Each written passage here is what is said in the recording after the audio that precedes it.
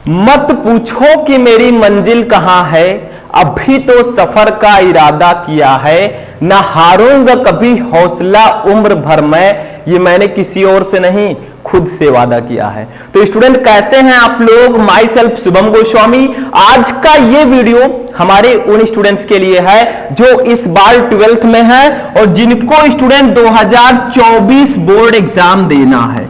देखिए इस वीडियो में हम हिंदी का मोस्ट इंपॉर्टेंट क्वेश्चन आंसर पढ़ेंगे जो आपके बोर्ड एग्जाम में हमेशा आते रहते हैं। तो जितने भी हमारे 12th वाले स्टूडेंट हैं वो इस वीडियो को शुरू से लेकर लास्ट तक देखेंगे। अब आज का ये वीडियो इतना ज्यादा स्पेशल क्यों है? देखिए स्टूडेंट, अब की बार हमें हिंदी में 100 में 95 प्लस लेकर आना है। ठीक है, जितने भी हमारे स्टूडेंट हैं जो हमसे पढ़ रहे हैं उनको 100 में 95 प्लस मैं दिलाकर रहूंगा, क्योंकि हिंदी और इंग्लिश की रेगुलर क्लासेस मैं लेता रहता हूं और मैं आपको मैराथन क्लासेस भी प्रोवाइड करवाता हूं। ठीक है, तो आज के इस वीडियो में हम 12th हिंदी के 6 टॉपिक को एक ही वीडियो में पढ़ेंगे। यानी कि जो हिंदी व्याकरण है उनमें 6 टॉपिक्स को हम एक ही वीडियो में पढ़ेंगे। तो ये वीडियो बहुत स्पेशल हो जाता है क्योंकि 6 टॉपिक आपको एक ही वीडियो में मिलेंगे। ठीक है, जो सबसे इंपॉर्टेंट क्वेश्चन है, मोस्ट इंपॉर्टेंट क्वेश्चन, वो मैं आपको इस वीडियो में बताऊंगा। ठीक है, तो वीडियो स्टार्ट करने से पहले ये जान लेते हैं कि आखिर वो कौन कौन से 6 टॉपिक हैं जो हम इस वीडियो में पढ़ने वाले हैं। ठीक है, तो चलिए देखते हैं पहले टॉपिक कौन कौन से हम पढ़ेंगे। सबसे पहला टॉपिक है, बहुत ही इंटरेस्टिंग वीडियो है भैया, कुछ भी काम कर रहे हैं छोड़ छाड़ के इस पे आप लोग फुल कंसंट्रेशन दीजिए, क्योंकि अब की बार हमें हिंदी में ही नहीं हर एक सब्जेक्ट में टॉपर बनना है। और हिंदी में मैंने बताया था 40 नंबर, यानी कि 40 नंबर एकदम फिक्स होता है। हिंदी की तैयारी कैसे करें इस पर मैं वीडियो आपको प्रोवाइड करवा चुका हूं, उसमें मैंने आपको यह भी बताया है। जो नहीं देखे हैं जल्दी से जाकर देख लो, क्योंकि 40 नंबर आपका एकदम इसमें फिक्स रहता है, एकदम फिक्स वही आने हैं, वो मैंने आपको इसमें बताया है। अगर उसको देखना है तो 12th हिंदी की तैयारी कैसे करें, शुभम लेक्चरर लगाकर सर्च करोगे यूट्यूब पर आपको मिल जाएगा। ठीक है, तो देखिए हम इस वीडियो में क्या क्या पढ़ेंगे। सबसे पहला टॉपिक है मुहावरे एवं लोकोक्तियां, 2 नंबर का एग्जाम में आता है। फिर शब्द युग्म 2 नंबर, फिर अनेकार्थी शब्द 2 नंबर, फिर अनेक शब्दों के लिए एक शब्द, ये भी 2 नंबर, फिर वाक्य संशोधन 2 नंबर, लास्ट में हम निबंध पढ़ेंगे, ये 9 नंबर का आता है। देखिए हम 5 टॉपिक तो ग्रामर के पढ़ेंगे ही पढ़ेंगे, मुहावरे एवं लोकोक्तियां, शब्द युग्म, अनेकार्थी शब्द, अनेक शब्दों के लिए एक शब्द और वाक्य संशोधन। साथ ही साथ हम एक महत्वपूर्ण निबंध भी पढ़ेंगे, क्योंकि निबंध जो है भैया 9 नंबर का आता है, तो इसको पढ़ना बेहद ज्यादा जरूरी है। तो इस वीडियो में हमने निबंध को भी इंक्लूड किया है ताकि 9 नंबर आपका यहां से भी क्लियर हो जाए। और निबंध कैसे लिखते हैं, हेडिंग कैसे डालें, ये सारी चीजें मैं आपको बताऊंगा। बस कॉपी पेन लेकर लास्ट तक देखिए। ठीक है, समझ में आया? तो चलिए स्टार्ट करते हैं। सबसे पहले हम फर्स्ट टॉपिक को पढ़ेंगे। ठीक, देखिए फर्स्ट टॉपिक हमारा है मुहावरे एवं लोकोक्तियां। एक एक टॉपिक के हम लगभग 4 क्वेश्चन पढ़ेंगे। बहुत ही इंटरेस्टिंग आज का ये वीडियो है। तो देखिए सबसे पहला क्वेश्चन है मुहावरे और लोकोक्तियां जो 2 नंबर की आएंगी। तो इसमें करना क्या होगा? बहुत सारे स्टूडेंट कंफ्यूज रहते हैं, वो कहते हैं सर हिंदी की कॉपी कैसे लिखें, इस पर वीडियो बनाइए। तो अगर आप लोग इस वीडियो को ज्यादा से ज्यादा सपोर्ट करेंगे तो मैं उस टॉपिक पर भी वीडियो लाऊंगा कि आखिर हमें हिंदी की कॉपी कैसे लिखनी है। और हिंदी की कॉपी के अकॉर्डिंग आप सारे सब्जेक्ट की कॉपी लिख देंगे। कोई जरूरी है कि हिंदी की कॉपी बताऊं तो सिर्फ हिंदी की ही आप लिखेंगे? लिखना तो सारा है, उसी के अकॉर्डिंग ही लिखना होगा, बस टॉपिक्स चेंज रहेंगे। ठीक है, देखिए इसमें होता क्या है, मुहावरे एवं लोकोक्तियों में इतना क्वेश्चन आपको दिया जाएगा, इतना ही, सिर्फ कोल्हू का बैल बनना। ठीक है, इतना क्वेश्चन दे दिया गया, आपसे कहा जाएगा कि इसका पहले अर्थ लिखिए फिर वाक्य प्रयोग कीजिए, पहले इसका मीनिंग लिखिए फिर वाक्य प्रयोग कीजिए। तो देखिए कोल्हू का बैल बनना, इसका मतलब होता है दिन रात काम करना। कोल्हू का बैल बनने का मतलब क्या है? बैल जो होते हैं कोल्हू को खींचते रहते हैं तो कितना मेहनत करते हैं, तो इसका अर्थ होगा दिन रात काम करना। दिन रात भैया काम ही करते रहते हैं, बहुत सारे लोग हैं। आपको काम भी नहीं करना, सिर्फ पढ़ना होता है, वो भी आपसे सही से नहीं होता। आखिर क्यों नहीं होता?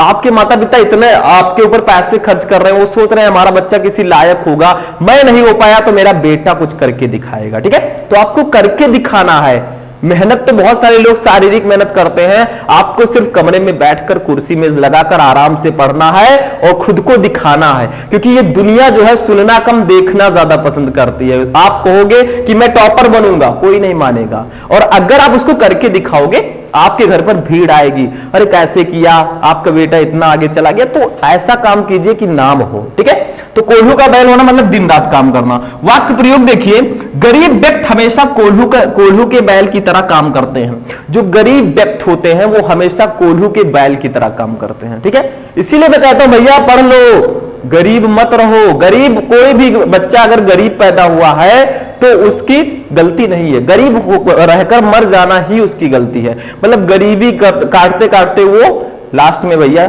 चला जाए तो दिक्कत हो जाएगा। ठीक है, तो गरीब बनकर तो बहुत सारे लोग पैदा हुए, बहुत सारे लोग जमीन से उठकर आज आसमान तक गए हैं, मतलब गरीब थे अब बहुत अमीर हो गए हैं। ठीक है, तो खुद के अंदर खुद के दम पर आप कुछ भी कर सकते हैं। ठीक, तो कोल्हू का बैल बनना मतलब दिन रात काम करना। वाक्य प्रयोग देखिए, गरीब व्यक्ति हमेशा कोल्हू के बैल की तरह काम करते हैं। तो जो आपका क्वेश्चन था इसको वाक्य में प्रयोग कर दीजिए, बस ये वाक्य प्रयोग बिल्कुल सही है। अब कोई जरूरी नहीं है कि आप गरीब व्यक्ति लिखे, यहां पर रमेश, सुरेश, महेश कुछ भी लिख सकते हैं, नाम भी लिख सकते हैं, बट आपका क्वेश्चन जो है इस वाक्य में आना चाहिए, तभी वाक्य प्रयोग सही माना जाएगा। दूसरा देखिए, करवटें बदलना। अब करवटें बदलना, बहुत सारे स्टूडेंट कहेंगे अरे सर करवटें तो सभी लोग बदलते हैं, ठीक है, सोते समय, लेकिन यहां पर इसका मीनिंग आपको लिखना है, चिंता के कारण नींद ना आना। जब बहुत ज्यादा चिंता होती है भैया, आदमी डिप्रेशन में होता है, तो आपने देखा होगा उसको जब नींद नहीं आती है तो वो इधर उधर करवटें बदलता रहता है, मतलब चिंता के कारण। तो इसका अर्थ होगा चिंता के कारण नींद ना आना। वाक्य प्रयोग कैसे करेंगे, राहुल का 10वीं कक्षा का रिजल्ट अच्छा ना होने के कारण वह रात भर करवटें बदलता रहा। भैया हमारे राहुल हैं, हाई स्कूल का एग्जाम दिए, पहले तो खूब एंजॉय किए, व्हाट्सएप, फेसबुक, इंस्टाग्राम रील देखे, और बाद में उन्होंने एग्जाम दिया तो भैया अच्छा नंबर नहीं आया। अब वो दिन रात करवटें बदल रहा है। तो आप ऐसा कीजिए कि करवटें ना बदलना पड़े, अच्छा नंबर लाइए, टॉपर बनिए। ठीक है, इनकी तरह काम मत कीजिएगा। कोई राहुल होगा तो भैया बुरा मत मानना, यहां पर एग्जाम्पल लिखा है, ठीक है, कुछ भी हम ले सकते थे। तो राहुल का 10वीं कक्षा का रिजल्ट अच्छा ना होने के कारण वो रात भर करवटें बदलता रहा। ठीक है, रिजल्ट अच्छा नहीं आया भैया तो नींद कहां से लगेगी, कुछ दिन तो बिल्कुल नहीं लगेगी। आगे बढ़ते हैं, नेक्स्ट क्वेश्चन देखिए, तीसरा, छक्के छुड़ाना, इसका मतलब क्या होगा। छक्के मारना तो आपको पता होगा, विराट कोहली, रोहित शर्मा, अदर प्लेयर्स मारते हैं, लेकिन छक्के छुड़ाने का मतलब क्या होगा, परास्त करना, मतलब हराना या परास्त करना। वाक्य प्रयोग कैसे करेंगे, भारत ने विश्व कप क्रिकेट के पहले ही मैच में पाकिस्तान के छक्के छुड़ा दिए। देखिए छक्के मारना अलग है और छक्के छुड़ाना अलग है। देखिए भारत ने विश्व कप क्रिकेट के पहले ही मैच में पाकिस्तान के छक्के छुड़ा दिए, मतलब उसको परास्त कर दिया, हरा दिया। ठीक, अब विश्व कप भी आने वाला है भैया, तो कितने लोग फैन है क्रिकेट के, कमेंट करके बता दीजिएगा। तो छक्के छुड़ाना मतलब परास्त करना। वाक्य प्रयोग में भारत ने विश्व कप क्रिकेट के पहले ही मैच में पाकिस्तान के छक्के छुड़ा दिए, वो तो देखा जाएगा आगे। ठीक है, ऐसा ही होगा। चौथा देखिए, जले पर नमक छिड़कना, इसका मतलब क्या होता है, दुखी व्यक्ति को और दुख देना। मतलब कोई जले पर नमक छिड़के, कहा नहीं जाता है कि जले पर क्यों भैया नमक छिड़क रहे हो, मतलब वो बेचारा पहले से ही दुखी है, आप उसको और दुखी कर रहे हो, इसका मतलब आप जले पर नमक छिड़क रहे हो। जैसे जले पर अगर नमक छिड़का जाए तो बहुत ज्यादा दर्द होता है। ठीक है, तो वही कहा गया है। वाक्य प्रयोग देखिए, रमेश सड़क पर गिरकर चोट से ग्रसित था, तभी सुरेश उस पर हंसकर जले पर नमक छिड़कने लगा। यानी कि रमेश सड़क पर गिर गया था भैया और वो पहले से ही दुखी था, अब सुरेश जो है उस पर हंसकर जले पर नमक छिड़कने लगा। अब सुरेश भैया देखकर हंस रहे हैं, ऐसा नहीं कि उसको लेकर जाए दवाई वही कराए, ठीक है, वो देखकर हंस रहा है, और चलाओ तेज गाड़ी, ठीक, मजा ले रहा है। तो ऐसा नहीं करना चाहिए। तो जले पर नमक छिड़कना यानी कि दुखी व्यक्ति को और दुखी करना। समझ में आ गया ये भी। तो इसमें कुछ नहीं करना भैया, सिर्फ आपको क्वेश्चन दिया रहेगा, उसका अर्थ लिखना और वाक्य प्रयोग करना है। इसमें 8-8, 10-10 क्वेश्चन डेली पढ़िए, बोर्ड एग्जाम में 2 नंबर आपका एकदम क्लियर। वैसे भी आपको पता है 2, 3, 4 क्वेश्चन रहेंगे, एक ही करना होगा, नहीं कर सकते, बहुत आसानी से कर सकते हैं, ऑप्शनल होते हैं। आगे देखिए, नेक्स्ट टॉपिक अब हम पढ़ेंगे। नेक्स्ट टॉपिक है शब्द युग्म। देखिए जो हमारे हिंदी वाले स्टूडेंट हैं, जो सामान्य हिंदी वाले हैं, उसमें जो है विभक्ति और वचन और संधि विच्छेद टॉपिक को हटा दिया गया, उसके जगह पर आप पठित गद्यांश है, वो मैं आपको आगे बताऊंगा, आगे के वीडियोस में मैं आपके लिए लाता रहूंगा, टेंशन मत लो। मैं कहता रहता हूं ये तो बस शुरुआत है, अभी तो पार्टी शुरू हुई है, मतलब ये तो अभी शुरुआत है, आगे आगे देखिए होता है क्या। देखिए शब्द युग्म का मतलब क्या होता है, नाम से स्पष्ट है। शब्द युग्म मतलब शब्दों का जोड़ा। 2 भैया है, देखिए आदि आदि, ठीक, आपको बताना है कि इसका सही अर्थ क्या होगा। नीचे अर्थ भी दिया गया, काखा गा गांग, करके मतलब ऑप्शंस दिए गए हैं, सही मीनिंग इसका क्या होगा ये आपको बताना है। कैसे पता लगाओगे, देखिए का है सब और आंत वाला, खा है प्रारंभ और आदत वाला, गा है मूल्य रहित और मूलभूत, घा है अधिक मूल्य वाला और मूर्ख। तो इसका राइट आंसर होगा ऑप्शन नंबर खा, प्रारंभ और आदत वाला। देखिए आदि का मतलब होता है प्रारंभ और आदि का मतलब होता है आदत वाला।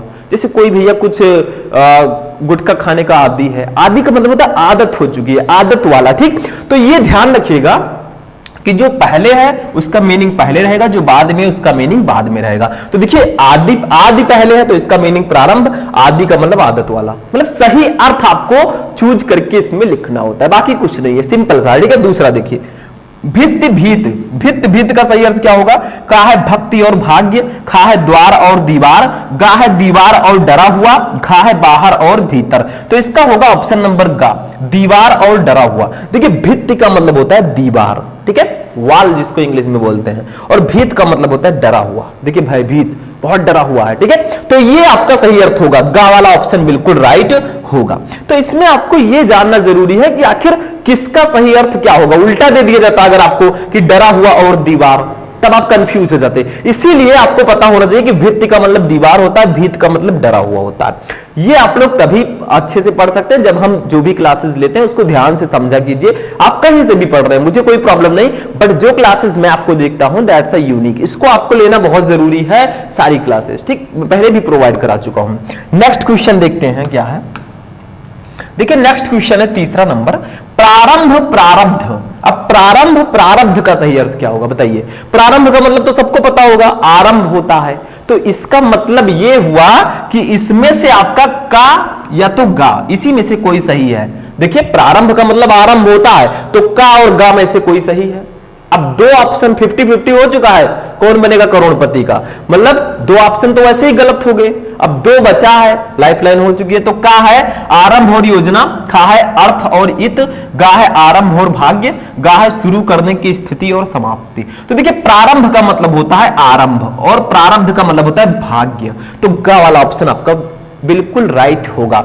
मतलब प्रारंभ प्रारब्ध का सही अर्थ होगा आरंभ और भाग्य। ठीक, समझ में आ रहा है, बहुत सिंपल सा है। नेक्स्ट 4 नंबर, सकल सकल।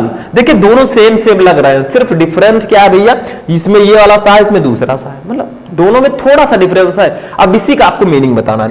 का है पदार्थ और सुंदर, खा है संपूर्ण और खंड, गा है आकृत और प्रकृत, घा है मुख और दर्पण। तो राइट आंसर होगा ऑप्शन नंबर खा, संपूर्ण और खंड। देखिए सकल का अर्थ होगा संपूर्ण, इस सकल का अर्थ होगा खंड, तो खा वाला ऑप्शन आपका बिल्कुल राइट होगा, संपूर्ण और खंड। समझ में आ गया। तो शब्द युग्म में आपको दो शब्द दिए रहेंगे, दोनों का सही अर्थ आपको लिखना होगा, बाकी कुछ नहीं है। ठीक है, तो ये आपका था दूसरा टॉपिक। चलिए नेक्स्ट टॉपिक देखते हैं क्या है। अब देखिए स्टूडेंट, हमारा जो नेक्स्ट टॉपिक है वो है अनेकार्थी शब्द। ये क्या होता है, आप लोग स्टार्टिंग से ही पढ़ते आ रहे हैं। अनेकार्थी शब्द का मतलब क्या होता है, एक ही शब्द के कई अर्थ होते हैं। ठीक है, वही होता है अनेकार्थी शब्द। जब हम छोटे छोटे थे, जब नीचे वाले क्लासेस में थे, तो क्या होता था, हमें पर्यायवाची शब्द बताया जाता था। ठीक है, वैसे ही ये भी है। देखिए क्या है, जैसे देखिए फर्स्ट है धन, इसमें आपको किसी एक शब्द के दो अर्थ लिखने होंगे, लेकिन मैं यहां पर 2-3 बता दूंगा। धन, धन को और किन नामों से जानते हैं बताइए। धन, धन को हम जोड़ भी बोलते हैं। क्या क्या, देखिए ध्यान दीजिएगा, जोड़, स्त्री भी बोल सकते हैं। और धन का मतलब भैया संपत्ति भी होता है, सबको पता है संपत्ति, जो हमारी संपत्ति है वही हमारी धन है, और हमारे पास धन है भैया तो हम धनी हैं, वी आर रिच। ठीक, संपत्ति। और आगे एक और पूंजी, धन को हम पूंजी के नाम से भी जानते हैं। तो इसके कई नाम है। धन को हम जोड़ भी कहते हैं, धन ऋण, पता होगा आपको, ऋण माइनस धन प्लस, तो धन को हम जोड़ भी कहते हैं, स्त्री, संपत्ति, पूंजी। ठीक है, इन सब नामों से हम इसको जानते हैं। बाय द वे आपको लिखना तो दो ही होगा, बट मैं यहां पर आपको 4 बता रहा हूं, चारों में से 2 तो याद ही हो जाएगा। ठीक है, अब बच्चे नहीं हो आप लोग। दूसरा देखिए, दूसरा हमारा धरा। धरा क्या है बताइए। धरा हम कह सकते हैं पृथ्वी, पृथ्वी को धरा बोलते हैं, पृथ्वी हो गया। ठीक है, उसके बाद में घड़ा हो गया, धरा को हम इन नामों से जानते हैं। उसके बाद में हो गया गर्भाशय, ये भी सुना होगा आप लोगों ने। तो इन सब नामों से हम धरा को जानते हैं। ठीक है, घड़ा को पृथ्वी बोलते हैं, तो सबको पता होगा, ठीक। घड़ा गर्भाशय, इन सारे नामों से हम इसको जानते हैं। नेक्स्ट देखिए धर्म। धर्म को किन नामों से जानते हैं बताइए? धर्म के कई नाम हैं। धर्म को हम लोग संप्रदाय भी बोलते हैं। क्या बोलते हैं? संप्रदाय। संप्रदाय। इसी को हम स्वभाव भी बोलते हैं। क्या? स्वभाव, ठीक। संप्रदाय, स्वभाव। कर्तव्य, धर्म को हम कर्तव्य भी बोलते हैं, कर्तव्य। प्रकृति भी बोल सकते हैं, मतलब चार चार में बता रहा हूं, चार में से चारों याद कर ले भैया तो चार चांद लग जाएगा, ठीक है। तो धर्म को हम संप्रदाय, स्वभाव, कर्तव्य, प्रकृति, इन सब नामों से हम इसको जानते हैं। समझ में आ रहा है? सिंपल सा है। चौथा देखिए धारा। धारा को हम किन नामों से जानते हैं? इनके भी भैया कई नाम है। धारा, अब ये इलेक्ट्रिक करंट वाला धारा है, ठीक है। मतलब धारा को हम जानते हैं संतान, ये दूसरा धारा है, ध्यान रखिएगा, ये तो फिजिक्स में लेकर चले जाएं। नियम, धार, पानी का झरना, ठीक है। पानी का झरना जब बहता है पानी में तो उसको भी धारा बोलते हैं, तो पानी का झरना। तो इन सारे नामों से हम धारा को, इन सारे नामों से भी जानते हैं। तो अनेकार्थी शब्द का मतलब हुआ कि एक ही शब्द के कई अर्थ हैं। जैसे धन को हम जोड़, स्त्री, संपत्ति, पूंजी, इन सारे नामों से जानते हैं। धारा को हम पृथ्वी, घड़ा, गर्भाशय, इन सारे नामों से जानते हैं। धर्म को संप्रदाय, स्वभाव, कर्तव्य, प्रकृति, इन नामों से जानते हैं। और धारा को संतान, नियम, धार, पानी का झरना, इन सारे नामों से भी इसको हम पहचानते हैं। तो ये होगा अनेकार्थी शब्द, मतलब एक ही शब्द के अनेक अर्थ हैं। अनेक का मतलब कई, मैनी, ठीक। तो इसको नोट कर लीजिए, जल्दी से आगे बढ़ते हैं, ठीक है। नेक्स्ट देखिए साथ में आप नोट करते हुए चला कीजिए, ठीक है। जो मैं बता रहा हूं उसको ध्यान से समझ के नोट कर लिया कीजिए। देखिए ये है अनेक शब्दों के लिए एक शब्द, मतलब इंग्लिश में बोले तो वन वर्ड सब्स्टिट्यूशन आपने पढ़ा होगा, ठीक है।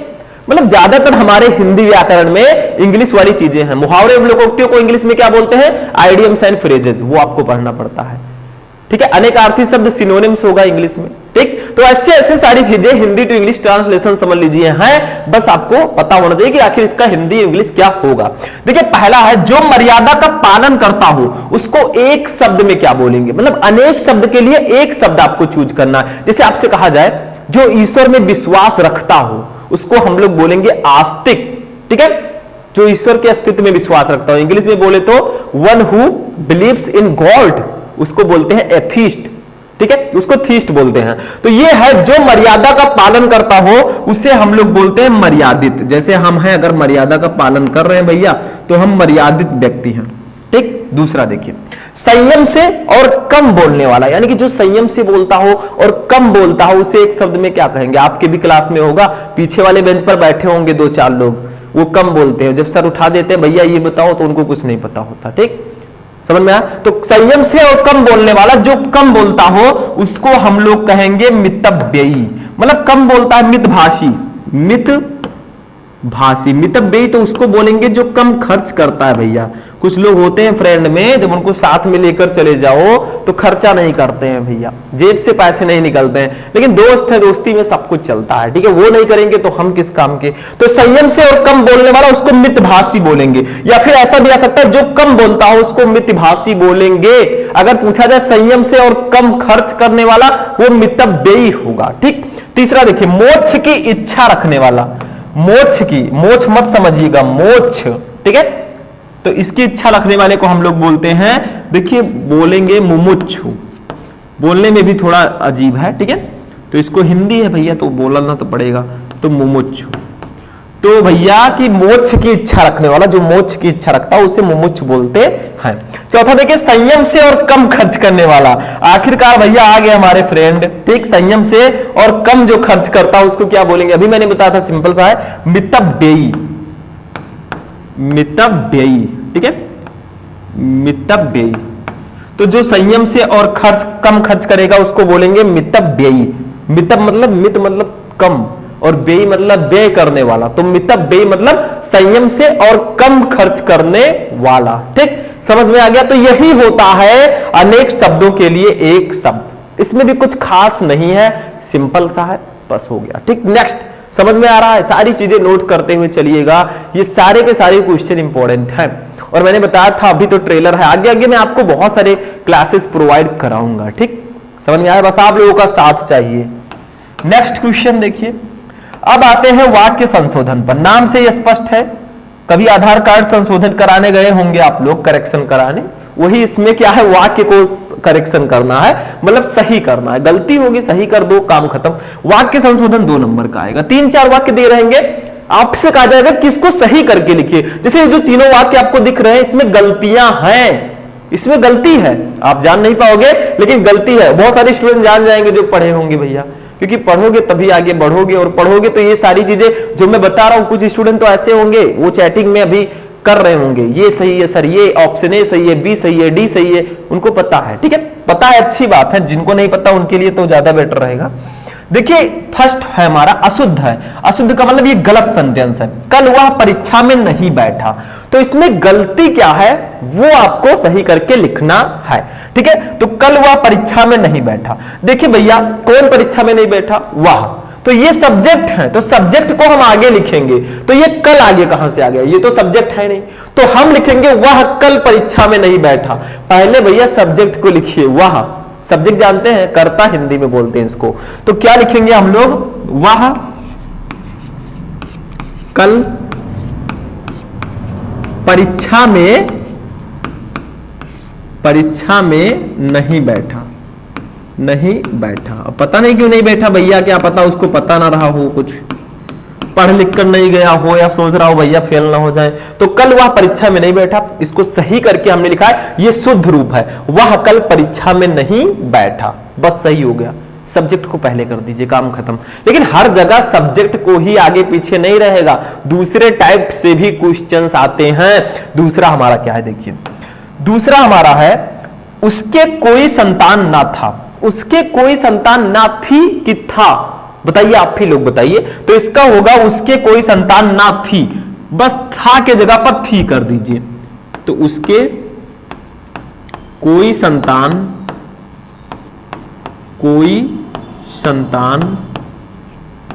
ना थी, तो भैया उसके कोई संतान ना थी मतलब कोई भी बच्चा उनके पास नहीं था, कोई संतान नहीं था। ठीक है, आगे देखिए तीसरा क्वेश्चन, देखिए क्या है, ध्यान दीजिएगा।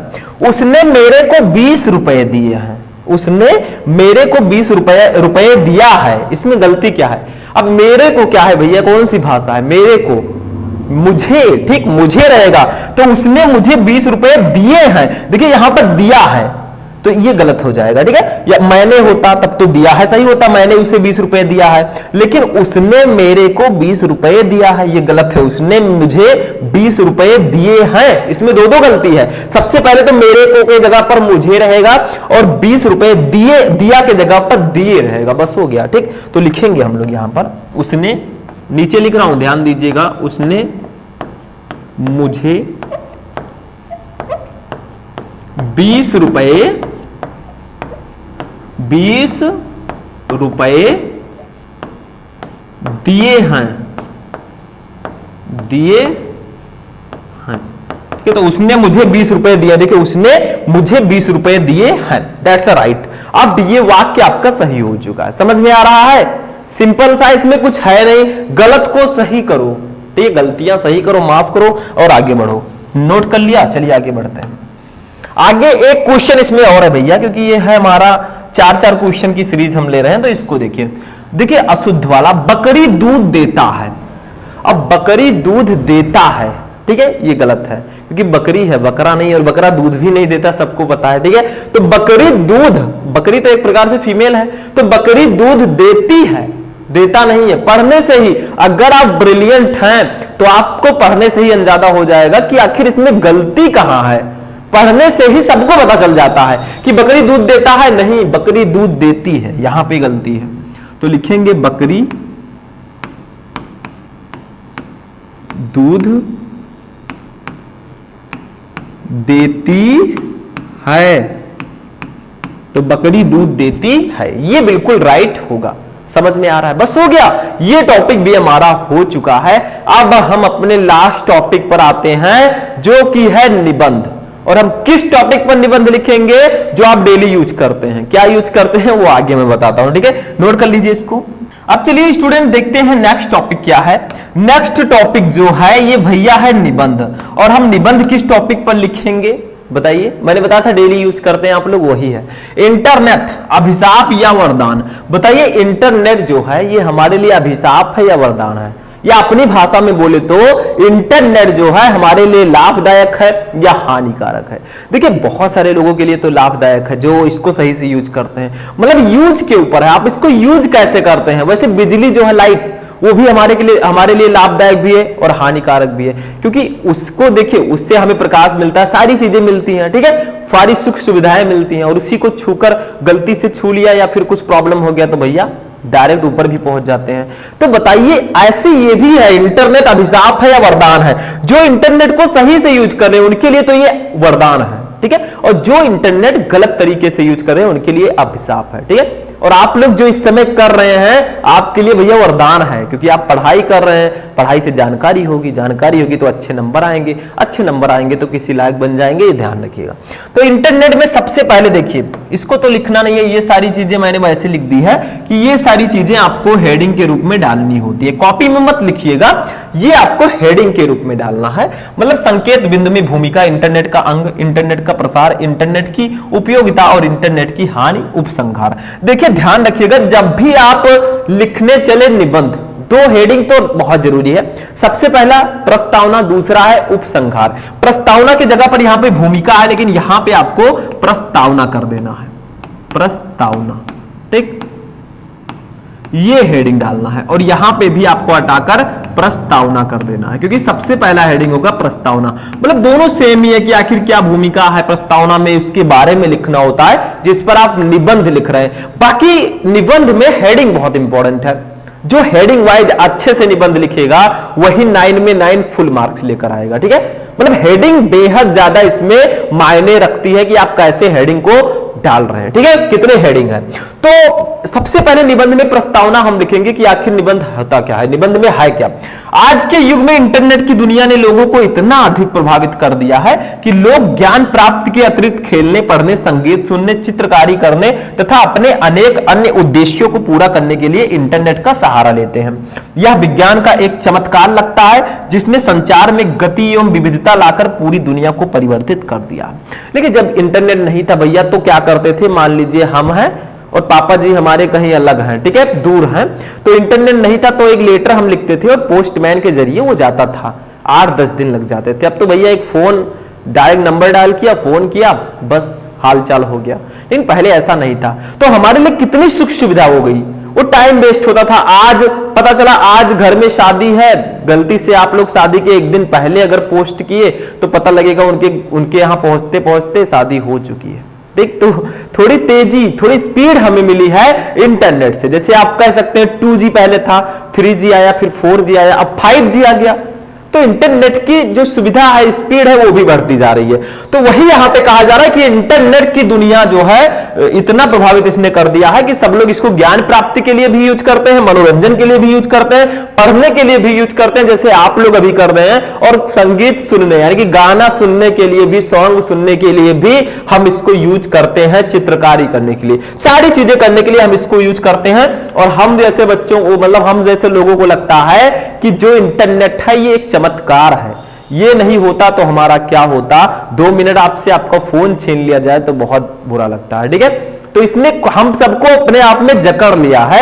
अब इसके बिना आप नहीं रह सकते, खाना खाए बिना रह सकते हैं, पानी पिए बिना भी 1-2 दिन रह सकते हैं, लेकिन बिना फोन के अब रहना मुश्किल हो गया है। किसको किसको लगता है मैं सही कह रहा हूं, ठीक है। तो ये आपका प्रस्तावना है। आगे बढ़ते हैं, नेक्स्ट देखिए इंटरनेट का अंग, इसके अंग क्या क्या है इसको जानिए। सूचना एवं अन्य इलेक्ट्रॉनिक संसाधनों को साझा करने के लिए विभिन्न संचार माध्यमों से आपस में जुड़े कंप्यूटरों एवं अन्य इलेक्ट्रॉनिक उपकरणों का समूह कंप्यूटर नेटवर्क कहलाता है, और इन्हीं कंप्यूटर नेटवर्कों का विश्व स्तरीय नेटवर्क इंटरनेट है। मतलब आपसे बता रहा है कि इंटरनेट के बहुत सारे अंग हैं, सूचना, इलेक्ट्रॉनिक संसाधन, बाकी चीजों को साझा करने के लिए संचार माध्यम जो मैंने बताया, ठीक है।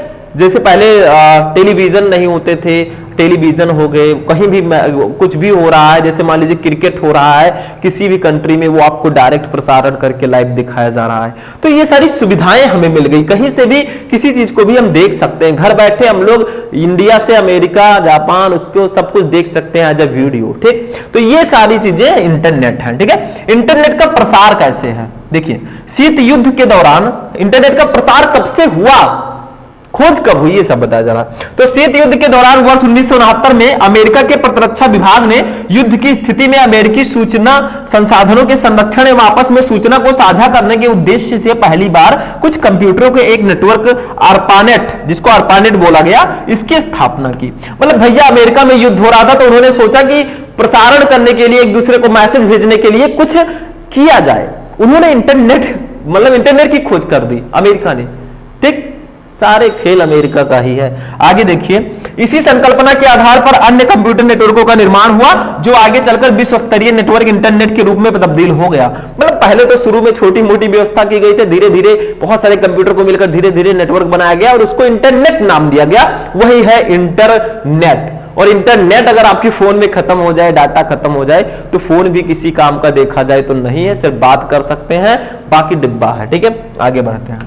देखिए नेक्स्ट, आगे इसी में और है, अमेरिका में इंटरनेट से जुड़े लोगों की संख्या सर्वाधिक है, जो पूरे विश्व की लगभग 20% है। सबसे ज्यादा इंटरनेट यूजर इन अमेरिका में है। ठीक है, भारत में ऐसे लोगों की संख्या 6 करोड़ से अधिक है। पूरे विश्व में इंटरनेट से जुड़ने वाले लोगों की संख्या में तेजी से वृद्धि हो रही है। पहले सभी प्रकार की सूचनाओं को साझा करना संभव नहीं था, लेकिन अब इंटरनेट के माध्यम से न केवल सूचनाओं बल्कि वीडियो का भी आदान प्रदान किया जा सकता है। इससे प्राप्त होने वाले लाभों के तहत यात्रा का टिकट बुक कराने से लेकर किताब का ऑर्डर देने, अपने व्यापार को बढ़ावा देने के लिए विज्ञापन देने, अपने मित्रों से ऑनलाइन चैटिंग करने, हर एक प्रकार का परामर्श लेने आदि तक शामिल है। ठीक है, ये सारी चीजें शामिल है, जिसमें आप लोगों में सबसे फेमस है अपने ऑनलाइन मित्रों से चैटिंग करना। ठीक है, सभी लोग करते हैं। तो ये सारी सुविधाएं हमें इंटरनेट दे रहा है। आज वीडियोस को शेयर करके आप लोग जानकारी ले रहे हैं, मतलब हम वीडियो शेयर कर रहे हैं, आप लोग पढ़ रहे हैं, आप लोग आगे बढ़ रहे हैं। तो ये सारी चीजें इसी के माध्यम से तो हो रहा है। तो ये हमारे लिए वरदान है, ये तो हम कहेंगे वरदान भी है, लेकिन कहीं ना कहीं अभिशाप भी है, वो मैं भी आगे बताऊंगा। ठीक है, तो ये हो गया। आगे बढ़ते हैं। नेक्स्ट देखिए, इंटरनेट की उपयोगिता क्या है, यूजेस। देखिए, भारत में इंटरनेट सेवा की शुरुआत BSNL ने वर्ष 1995 में की थी। हमारे यहां 1995 में इंटरनेट आया, 1995 में, वो भी BSNL के द्वारा आया। BSNL आपने सुना होगा, सिम भी मिलता है, सिम कार्ड। अब एयरटेल, रिलायंस, टाटा इंडिकॉम, वोडाफोन जैसी दूरसंचार कंपनियां भी इंटरनेट सेवा उपलब्ध कराती हैं। अब आप देखते होंगे एयरटेल, रिलायंस, जियो, टाटा इंडिकॉम, वोडाफोन, ये सारी कंपनियां भी हमें इंटरनेट की सुविधा देती हैं। पहले ईमेल के माध्यम से दस्तावेज एवं छवियों का आदान प्रदान ही किया जाता था। अब ऑनलाइन बातचीत का प्रयोग लगातार बढ़ रहा है और चैटिंग के माध्यम से हम किसी भी मुद्दे पर बहस कर सकते हैं। पहले जब बातचीत करना होता था तो ईमेल के माध्यम से मेल कर देते थे, बात हो जाता था। उससे भी पहले पोस्टमैन के जरिए पोस्ट करते थे, बात हो जाता था। ठीक है, फिर ईमेल की स्थापना हुई। अब तो भैया व्हाट्सएप डाउनलोड करो, डायरेक्ट चैटिंग करो, व्हाट्सएप, इंस्टाग्राम, फेसबुक, कुछ भी आप यूज कर सकते हैं, ऑनलाइन प्लेटफॉर्म। अब इसके माध्यम से न सिर्फ उच्च शक्ति हासिल की जा सकती है, बल्कि रोजगार की प्राप्ति में भी यह सहायक साबित होता है। विभिन्न प्रकार के सर्वेक्षण एवं जनमत संग्रह इंटरनेट के द्वारा भली भांति किए जा सकते हैं। ठीक है, आगे बढ़ते हैं। आगे देखिए है इंटरनेट की हानि। भैया ये सारी चीजें तो लाभ थी, हम वीडियोस देख सकते हैं, हम मनोरंजन ले सकते हैं, आनंद प्राप्त कर सकते हैं, वीडियोस देख के म्यूजिक सुन सकते हैं, आदान प्रदान कर सकते हैं, चैटिंग पे बातें कर सकते हैं। ये सारी तो भैया उपयोगिताएं हैं, इसका वरदान है एक प्रकार से हम लोगों के लिए। ठीक है, अब अभिशाप क्या है, मतलब इससे हानियां क्या है। देखिए, इंटरनेट के कई लाभ हैं तो इसकी कई खामियां भी हैं। इसके माध्यम से अश्लील दृश्यों तक बच्चों की पहुंच आसानी से हो गई है। सबसे जो मेन हानि है वो क्या है, छोटे छोटे बच्चे जो अभी एडल्ट नहीं हुए, जो 18+ नहीं है, उनके पास भी अश्लील दृश्य होती हैं, वो उनके पास पहुंच जाती हैं आसानी से और उनको देखकर वो भी प्रॉब्लम में आ जाते हैं भैया। ठीक है, आगे देखिए, कई लोग इंटरनेट का दुरुपयोग अश्लील साइटों को देखने और सूचनाओं को चुराने में करते हैं। बहुत सारे लोग हैं जो इंटरनेट का यूज अश्लील जो साइटें होती हैं, जो वेबसाइट होती हैं, उस पर जाके मतलब अश्लील वीडियोस देखते हैं। तो ये सारी हानियां भी हैं। एडल्ट होने से पहले ही वो सब ये सब कर रहे हैं, तो एडल्ट होने होते होते तो भैया बर्बाद हो जाएंगे। ठीक है, समझ में आया? आगे देखिए, इससे साइबर अपराधों में वृद्धि हुई है। इंटरनेट से जुड़ते समय वायरसों द्वारा सुरक्षित फाइलों के नष्ट या संक्रमित होने का खतरा भी बनता जा रहा है। इन वायरसों से बचने के लिए एंटीवायरस सॉफ्टवेयर का प्रयोग आवश्यक होता है। इन सबके अतिरिक्त बहुत से लोग इस पर अनावश्यक और गलत आंकड़े एवं तथा तथ्य भी प्रकाशित करते रहते हैं। अतः इस पर उपलब्ध सभी आंकड़ों एवं तथ्यों को हमेशा प्रमाणित नहीं माना जाता है। इसके इस्तेमाल के वक्त हमें काफी सावधानी बरतने की जरूरत है। मतलब कुछ लोग फेक न्यूज भी देते रहते हैं। आपने सुना होगा कि भैया ये एक्टर इनकी मृत्यु हो गई, एक्सीडेंट हो गया, ऐसा हो गया, वैसा हो गया, मतलब फालतू में। वो जबकि जिंदा है, अभी अच्छे से खेल खा रहे हैं, फिर भी लोग कहते हैं भैया गए, तो कैसे गए? वही कुछ लोग गलत सूचनाओं को भी इंटरनेट के द्वारा प्रसारित कर रहे हैं और कुछ लोग उसको देखकर सच मान लेते हैं। That's wrong. ठीक, आगे बढ़ते हैं। अब देखिए, लास्ट हेडिंग हमारा रहेगा उपसंहार। मैंने बताया जब भी आप निबंध लिखे, फर्स्ट हेडिंग प्रस्तावना and the last one is उपसंहार रहेगा। ठीक है, देखिए इस प्रकार इंटरनेट यदि ज्ञान का सागर है तो इससे कूड़े कचरे की भी कमी नहीं है। मतलब अगर इंटरनेट ज्ञान का सागर है तो इसमें कूड़े कचरे की भी कमी नहीं है। ये हानिकारक भी है हमारे लिए। देखिए, यदि इसका सही प्रयोग हो तो हमारी तीव्र गति से प्रगति होगी, और यदि इसका गलत प्रयोग किया जाए तो कूड़े कचरे के अलावा हमें कुछ भी नहीं मिलेगा। अगर आप इसका सही यूज करेंगे तो आप धीरे धीरे विकास करेंगे, प्रगति करेंगे। क्योंकि देखिए, सही यूज करेंगे, बहुत सारे लोग आज इंटरनेट के माध्यम से बहुत पैसे कमा रहे हैं अच्छे खासे। ठीक है, इंटरनेट जो है अब एक रोजगार का भी साधन बन गया है। ठीक है, आगे देखिए, अतः आने वाली पीढ़ी को इसका सही उपयोग सिखाना आवश्यक है, अन्यथा बच्चों या कम आयु के युवा वर्ग के लोग यह दो धारी तलवार साबित हो सकता है। जो बच्चे हैं या छोटे छोटे जो बालक हैं, उनके लिए ये दो धारी तलवार भी साबित हो सकता है। मतलब वो फायदा भी उठा सकते हैं और भारी नुकसान भी वो झेल सकते हैं। तो ये इस प्रकार से भैया निबंध आपको लिखना है। मैंने बताया 9 नंबर आपका क्लियर रहेगा। बहुत सारे स्टूडेंट कहेंगे सर इंटरनेट पर आपने निबंध बताया, अगर किसी और टॉपिक पर हम निबंध लिखें आ जाए तो क्या करेंगे? देखिए, टॉपिक कुछ भी हो, आपको हेडिंग अच्छे से डालना है। और सिर्फ यही निबंध नहीं, आगे आगे तो मैं आपको बहुत सारे निबंध बताऊंगा और पहले से भी बता चुका हूं। कुछ भी सर्च करोगे सब आ जाएगा। तो आज की ये क्लास यहीं पर फिनिश होती है। टोटल मैंने आपको 6 टॉपिक्स बताए 12th इंग्लिश ग्रामर के।